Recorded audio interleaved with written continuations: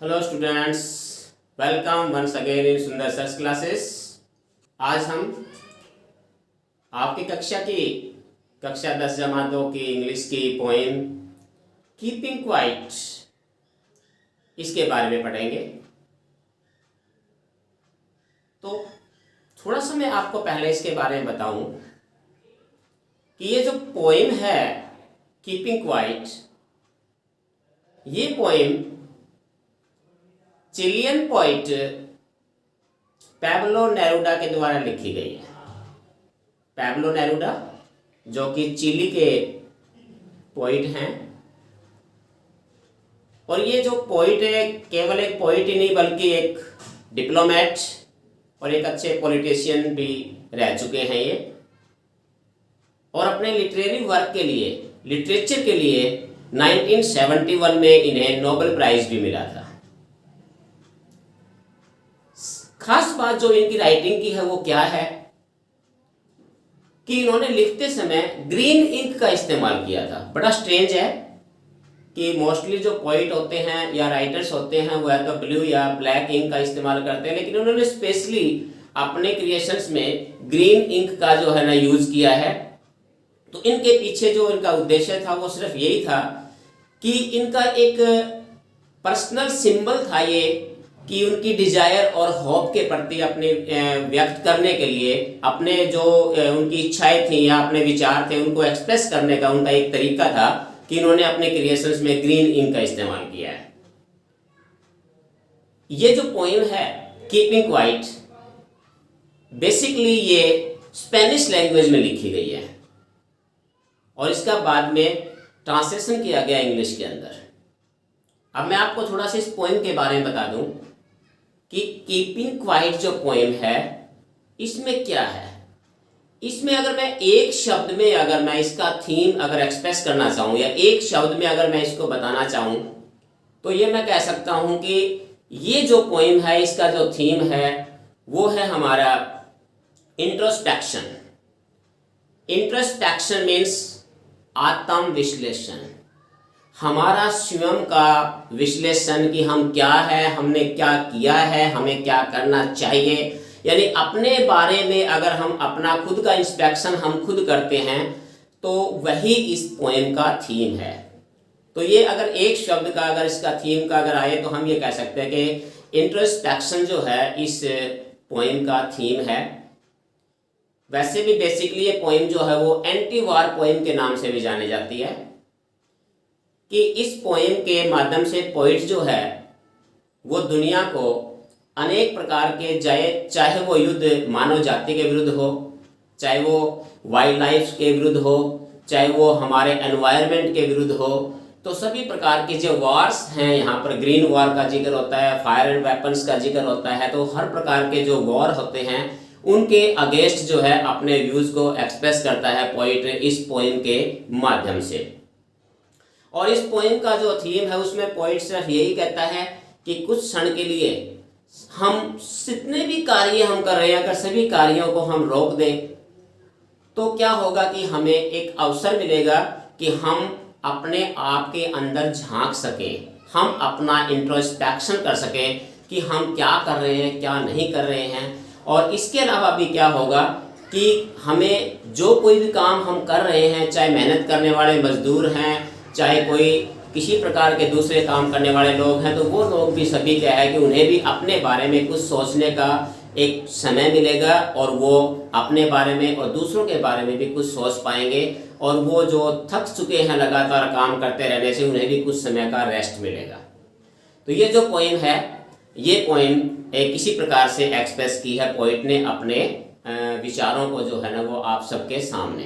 तो लीजिए हम वर्ड टू वर्ड जो है लाइन टू लाइन इसका हिंदी में एक्सप्लेनेशन मैं आपको करके बताता हूं। Now we will count to 12 and we will all keep still for once on the face of the earth let's not speak in any language, let's stop for 1 second and not move our arms so much.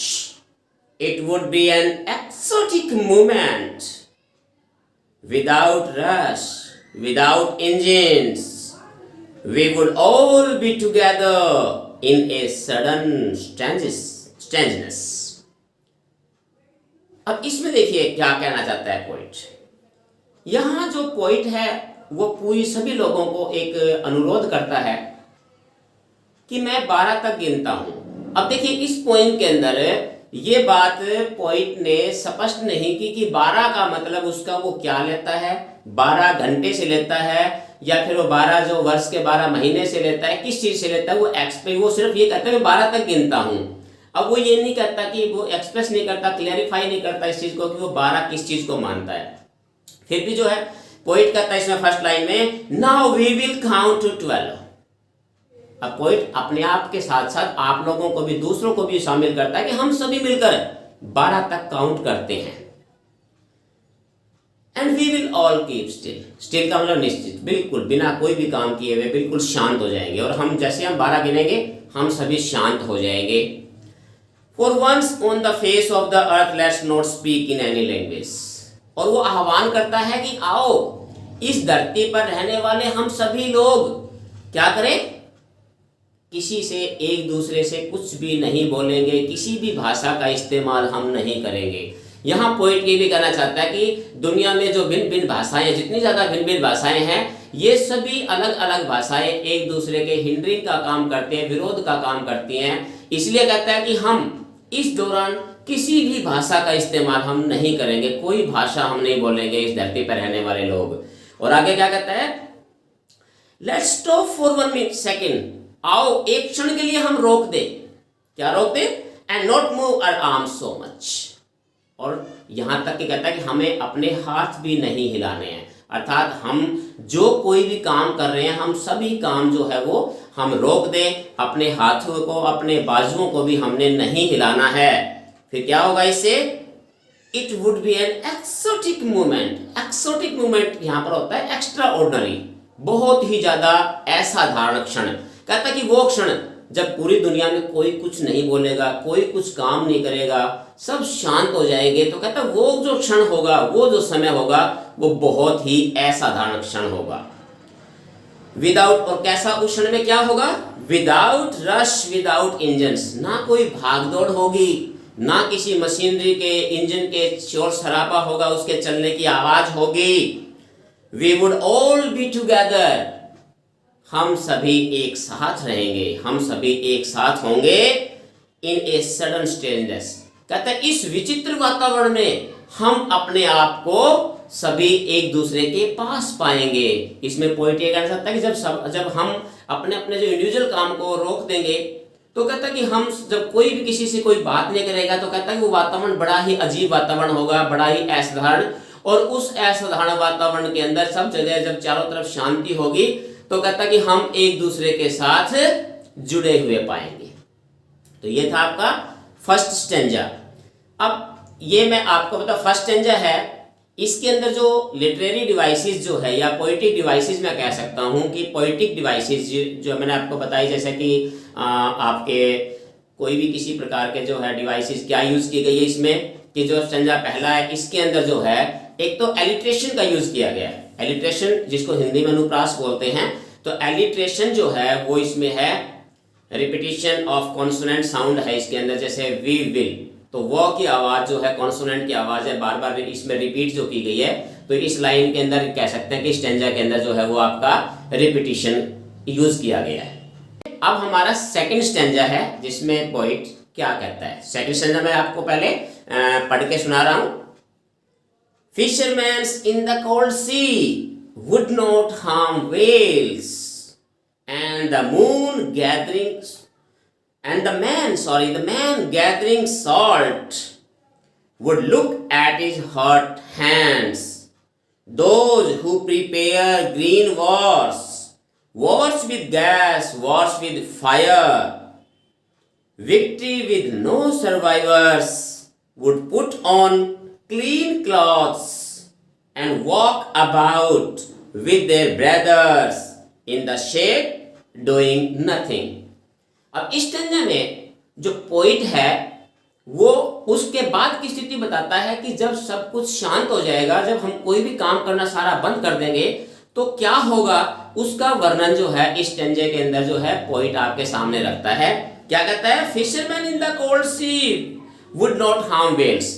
Fisherman मछुआरे जो मछली पकड़ने के लिए जाते हैं, तो यहाँ केवल फिशरमैन जो है केवल एक फिशरमैन के लिए नहीं व्यक्त किया गया, यहाँ केवल एक व्हेल मछली का ही जिक्र नहीं है, बल्कि यहाँ इसके माध्यम से फिशरमैन और व्हेल्स के माध्यम से जो पोइट है वो स्ट्रेस देना चाहता है कि जितने भी हम वाइल्ड लाइफ को जो नुकसान पहुंचा रहे हैं, हमें जंगली जो जानवर हमारे, जो वाइल्ड लाइफ जो हमारा जो एक है, इसको जो हम नुकसान पहुंचा रहे हैं, तो यहाँ पोइट ये इसके माध्यम से पूरे इसके ऊपर प्रकाश डाल रहा है। तो यहाँ कहना चाहता है कि अगर हम सब रुक जाएंगे, तो कहता है कि मछुआरे भी समुद्र में मछली पकड़ने के लिए नहीं जाएंगे, तो इससे क्या होगा कि वो व्हेलों को नुकसान नहीं पहुंचाएंगे। अर्थात जब कोई भी काम करना हम बंद कर देंगे तो हम किसी प्रकार के किसी भी वाइल्ड लाइफ को, जंगली जानवरों को हम कोई नुकसान नहीं पहुंचाएंगे।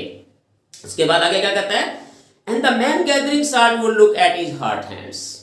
और यहाँ ये क्या कहता है, पोइट कहता है कि वो व्यक्ति जो नमक इकट्ठे करने का काम कर रहा है, अब देखिए नमक का जो काम करते हैं तो उनके हाथ पैरों की उंगलियां जो है वो नमक की वजह से कट जाती हैं। तो यहाँ पॉइंट कहता है कि जो नमक इकट्ठा करने का काम कर रहे जो मजदूर है, जब सारा काम करना वो भी बंद कर देंगे तो उन्हें भी अपने जख्मी हाथों को देखने का मौका मिलेगा, उन्हें भी आराम मिलेगा। तो यहाँ एक नमक इकट्ठे करने वाले मजदूर के माध्यम से पॉइंट जो है वो पूरी मजदूर जाति को ये मतलब बात बताना चाहता है कि जितने भी लोग मजदूर कर रहे हैं, जो थक चुके हैं मेहनत कर करके, जिनका शरीर जो है बहुत बुरी तरह से थक चुका है, घायल हो चुका है, तो कहता है कि उन्हें भी थोड़ा सा आराम मिलेगा, वो भी अपने शरीर की तरफ देख पाएंगे।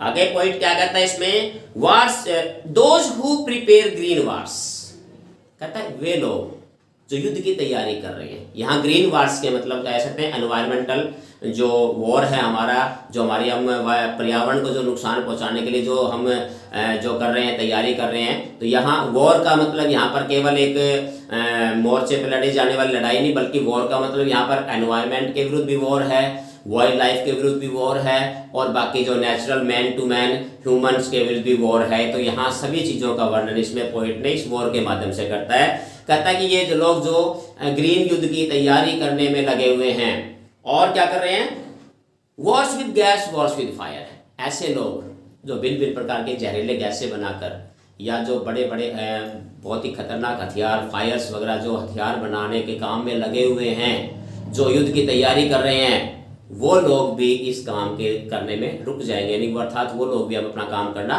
बंद कर देंगे। और वो लोग क्या करें, विक्ट्री विद नो सर्वाइवर्स, ऐसे लोग जो युद्ध की तैयारी कर रहे हैं और कहता है कि एक ऐसी जीत की तैयारी में लगे हुए हैं जिस जीत के अंदर कोई जिंदा नहीं बचेगा। क्योंकि ये बात भी पॉइंट कहना चाहता है कि इसके माध्यम से कि युद्ध के अंदर कभी कोई जीतता नहीं है, इसलिए कहता है कि जब भी युद्ध होगा तो इसमें अगर किसी की जीत होगी तो कहता है उस जीत का जश्न मनाने के लिए हम जिंदा ही नहीं बचेंगे। तो कहता है ऐसे जो युद्ध की तैयारी जो लोग कर रहे हैं, और इससे क्या होगा कि जब वो ये तैयारियां बंद कर देंगे, युद्ध की तैयारियां जब वो लोग बंद कर देंगे तो क्या होगा, उन्हें भी समय किस चीज में मिलेगा। वो भी कहते हैं would put on clean clothes, वो भी साफ सुथरे कपड़े पहन पाएंगे और क्या करेंगे, and walk about with their brothers in the shade doing nothing.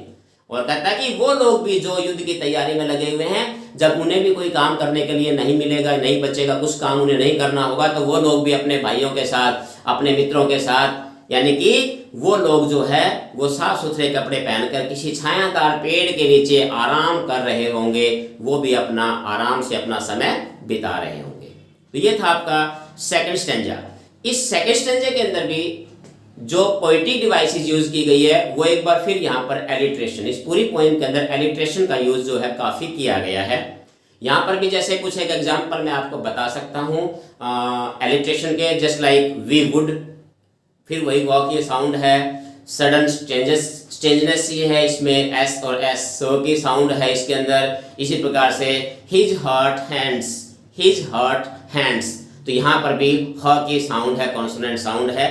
तो यहाँ ये एलिट्रेशन जो है इस स्टेंजे के अंदर भी काफी यूज किया, यानी पूरी पोएम के अंदर एलिट्रेशन का यूज किया गया। ये कुछ एग्जाम्पल हैं एलिट्रेशन के। Now come up third stanza, तीसरे स्टैंजे में पोइट क्या कहता है? What I want should not be confused. अब ये देखिए पोइट ये कहना चाहता है इसमें, चलिए मैं पहले पूरा स्टैंजा पढ़ देता हूँ। What I want should not be confused with total inactivity. Life is what it is about. I want to truck with death. If we were not so single-minded about keeping our lives moving and for once could do nothing. अब इस स्टैंजे में poet ये कहना चाहता है कि जब poet कहता है सब कुछ बंद कर दो, कुछ नहीं करना, किसी ने कुछ नहीं करना, कोई काम नहीं करना, कुछ बोलना नहीं है, तो कहता है कि लोग कभी मेरे को गलत ना समझे। कहते हैं इसको आप गलत फहमी मत लगा लेना कि मैं जो है मतलब एक टोटल इनएक्टिविटी का मतलब पूर्णतः निष्क्रिय है। यानी कहता है मेरा मतलब ये नहीं है कि हम सब कुछ छोड़कर केवल निष्क्रिय बन जाए, यानी मैं कभी ये नहीं कहता कि हमने काम छोड़ देना चाहिए। तो ये पोइट इस बात पे स्ट्रेस करता है, कभी मेरे को आप गलत फहमी में कहते हैं आप मुझे गलत कहो या ये सोच लो भी पोइट तो ऐसा कह रहा है कि सब कुछ हमें छोड़ देना चाहिए, कुछ नहीं काम करना। कहता है इसे आपने टोटल इनएक्टिविटी नहीं मान लेना है। Life is what it is about. जिंदगी सभी चीजों का केंद्र होता है।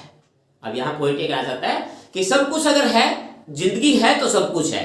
तो वो कहता है कि जिंदगी जो है, लाइफ जो है वो सबसे केंद्र में होता है। और I want no truck with death, इसीलिए कहता कि मैं मृत्यु के साथ कभी भी कोई समझौता करना नहीं चाहता, मैं मृत्यु के साथ टकराना नहीं चाहता, मैं मृत्यु के साथ कोई किसी प्रकार का जो है जोखिम लेना नहीं चाहता, मैं उससे कोई ट्रक विद होता है किसी चीज से मुकाबला करना या टकराना, किसी चीज का सामना करना, तो कहता मैं ऐसा नहीं करना चाहता। If we were not so single minded about keeping our life moving, कहता है कि अगर हम अपनी जिंदगी को जीने में, अपनी जिंदगी को आगे बढ़ाने के प्रति इतने दृढ़ संकल्प नहीं होते, अगर हम इतने दृढ़ संकल्प नहीं होते अगर अपनी जिंदगी को आगे बढ़ाने के लिए, and for once could do nothing, तो कहता है कि अगर हम कुछ समय के लिए सब कुछ करना ये बंद कर दें तो हम मान सकते हैं कि हमें अपनी ज़िंदगी से प्यार है और हम अपनी ज़िंदगी को अच्छी तरीके से जीना चाहते हैं। तो ये आपका थर्ड स्टैंजा था। और थर्ड स्टैंजा के अंदर फिर एक बार जो है एलिट्रेशन जो है उसका काफ़ी यूज़ किया गया है, जस्ट लाइक वर्ड्स विद और क्लीन क्लॉथ्स के अंदर भी जो है एलिट्रेशन की जो है वो यहाँ पर है। और इसके अलावा इसके अंदर एक और भी है, जैसे कि शब्द इसके अंदर जो एक पोएम के अंदर भी जो है लास्ट के अंदर बता दूंगा मैं आपको भी कि इसके अंदर जो है थोड़ा बहुत रिपीटिशन का भी यूज़ किया गया। रिपीटिशन और एलिट्रेशन में थोड़ा सा ही डिफरेंस होता है। तो ये आपका थर्ड स्टैंजा था। फोर्थ स्टैंजा, चौथे स्टैंजे में पोइट क्या कहता है, पहले रीड कीजिए stanza. Perhaps a huge silence might interrupt this sadness of never understanding ourselves and of threatening ourselves with death. Perhaps the earth can teach us as when everything seems dead and later proves to be alive. Now I will come up to 12 and you will keep quiet and I will go. अब यहाँ last जो stanza है ये poem का, इस स्टैंजे में poet क्या कहता है, कहता है परहैप्स ए ह्यूज साइलेंस, कि संभवतः ये एक महान चुप्पी होगी, महान जो शांति होगी, जब सब कुछ बंद हो जाएगा, सब बात करने बंद कर देंगे, काम करना बंद कर देंगे, तो कहता है कि पूरी धरती पर एक जो शांति छाएगी, जो एक चुप्पी छाएगी, वो क्या होगी, माइट इंटरप्ट दिस सैडनेस, तो संभवतः इस उदासी को वो दूर कर सकती है। कौन सी उदासी, जो इस समय पूरी दुनिया में छाई हुई है, हमारे रिश्तों में छाई हुई है, हमारे संबंधों पर जो उदासी छाई हुई है, तो कहता है ये उदासी शायद कुछ समय के लिए, अगर हम सभी शांत हो जाए कुछ समय के लिए, तो शायद ये उदासी खत्म हो सकती है। ऑफ नेवर अंडरस्टैंडिंग आवरसेल्व्स, और कौन सी उदासी यहाँ आगे बताता भी है कि एक दूसरे को न समझने की जो हमारे पास, वो हम कभी एक दूसरे को नहीं समझ पाते, कहते हैं इससे हमें कुछ समय के लिए छुटकारा मिल सकता है। End of threatening ourselves with death, और कौन सी समस्या, कि एक दूसरे को डराने की, एक दूसरे को धमकी देने की जो हमारी समस्या है, कहता है इससे भी हमें छुटकारा मिल सकता है। तो इन कुछ चीजों से कहता है कि हमें छुटकारा मिल सकता है अगर हम कुछ समय के लिए शांत हो जाएं, कुछ समय के लिए जो है केवल अपना आत्म विश्लेषण करें, अपने आप के बारे में अगर हम सोचें। Perhaps the earth can teach us as when everything seems dead। अब यहाँ लास्ट कुछ पंक्तियों में पोइट एक बहुत अच्छा जो है ना एग्जाम्पल देता है, और वो एग्जाम्पल क्या है, वो ये बताता है कि अगर कोई चीज कुछ समय के लिए सुस्त पड़ गई है, अगर कुछ समय के लिए सुस्त पड़ी हुई है, या वो कुछ भी ऐसा लगता है कि मैं जैसे ये डेड हो चुकी है या बिल्कुल ही सब चीज एंड हो चुकी है, तो कहता है इसका मतलब ये नहीं है, अगर कुछ समय के लिए वो सुस्त हो गई है, एक्टिविटी उसने अपनी रोक दी है, तो कहता है इसका मतलब ये नहीं है कि वो चीज समाप्त हो गई है। इसी का एग्जाम्पल पोइट इस जो पोएम के लास्ट लाइंस के अंदर क्या देता है, वो धरती का एक एग्जाम्पल देता है, धरती का अर्थ का एक एग्जाम्पल देता है कि जब सर्दियों की, जब आपको पता है कि जो खास तौर से यूरोप के अंदर या अमेरिका कॉन्टिनेंट के अंदर अगर हम जाके वहाँ जब काफ़ी सर्दियाँ लंबी होती हैं, तो सर्दी के मौसम में वहाँ क्या होता है कि सर्दी के मौसम में वहाँ पूरी जो धरती है ऊपर बर्फ़ ही बर्फ़ छा जाती है, और कुछ भी वहाँ पर पेड़ पौधा जो है, मतलब ज़मीन पर घास वगैरह कुछ भी पैदा नहीं होता, नज़र नहीं आता, और ऐसा लगता है कि जैसे सब कुछ खत्म हो गया है, जैसे पेड़ पौधे ज़मीन से समाप्त हो गए। लेकिन पोइट कहता है ऐसा नहीं है। जैसे ही वहाँ बसंत का, स्प्रिंग का मौसम आता है, बर्फ पिघलती है, और वही धरती जो बंजर नजर आ रही थी, जो बिल्कुल डेड नजर आ रही थी, बसंत ऋतु आते ही जैसे बर्फ पिघलती है, खत्म होती है, वो धरती फिर जो है एक बार हरी भरी हो जाती है। तो ये पोइट यहाँ पर एक अच्छा एग्जाम्पल देता है। तो यहाँ क्या कहता है वो, Perhaps the earth can teach us as when everything seems dead। संभवतः धरती हमें ये चीज सिखाती है कि जब कोई चीज मृत प्राय प्रतीत होती है या ऐसा लगता है जैसे समाप्त हो चुकी है, तो क्या होता है, as later proves to be alive. लेकिन कहता है कि थोड़ी देर के बाद ही, थोड़े समय के बाद ही हमें वो ये साबित कर देती है कि वो अभी जिंदा है, वो डेड नहीं हुई है, या वो कोई भी चीज जो है अभी उसमें जान बाकी है। और now I will count up to 12। अब पोइट लास्ट में कहता है कि अब मैं 12 तक गिनता हूं, अब मैं 12 तक गिनना शुरू करता हूं, and you will keep quiet and I will go. और कहता है तुम सभी अब शांत हो जाओगे और मैं भी जा रहा हूं। ये आपकी पोएम का लास्ट स्टैंजा था। अब इस स्टैंजे के अंदर भी एलिट्रेशन जो है वो लगभग एलिट्रेशन के ही एग्जाम्पल है, वियर, सो सिंगल, इस प्रकार के जो कुछ एग्जाम्पल है जैसे भी है, तो इस पोएम के अंदर ये एलिट्रेशन के ही आपके एग्जाम्पल इसके अंदर हैं। तो ये थी आपकी पूरी जो पोएम है, वो आपकी पूरी पोएम थी ये। और इस पोएम का जो मेन थीम है, जैसा कि मैंने आपको पहले बता दिया कि जो पोएम का मेन थीम है वो है हमारा इंट्रोस्पेक्शन, कि इंसान को कुछ समय जो है अपने किए गए कार्यों का आत्म विश्लेषण भी करना चाहिए। हमें अपने आप के अंदर झांक कर भी देखना चाहिए कि हम क्या कर रहे हैं, किसके लिए कर रहे हैं, क्या हम अच्छा कर रहे हैं, तो क्या हम किसी का कोई नुकसान तो नहीं कर रहे हैं। तो कहता है कि कवि जो है वो इसी बात पे फोकस करता है, और यही जो है मेन थीम है इस पोएम का, जो पैब्लो नेरूडा ने जो है लिखी है, कीपिंग क्वाइट। तो यहाँ इसी के साथ ही ये आपकी जो पोएम है वो फिनिश होती है। अभी इसका जो है अभी अगले जो आपका पेज है नेक्स्ट, उस पे इसी का एक जो मेन थीम है वो मैं आपको अभी, और है उसको आप ध्यान से और पढ़ लेना उसको, उसके बाद आपका ये लेसन ख़त्म होता है।